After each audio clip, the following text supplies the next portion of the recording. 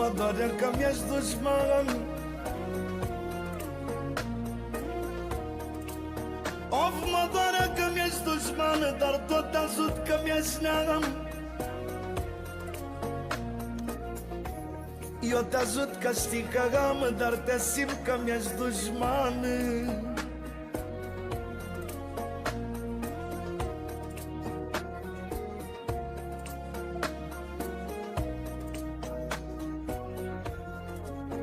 De ani de zile mi-ești dușman.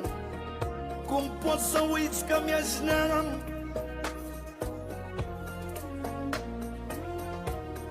V-a nebunit pe toți banii, vă aliați cu dușmanii.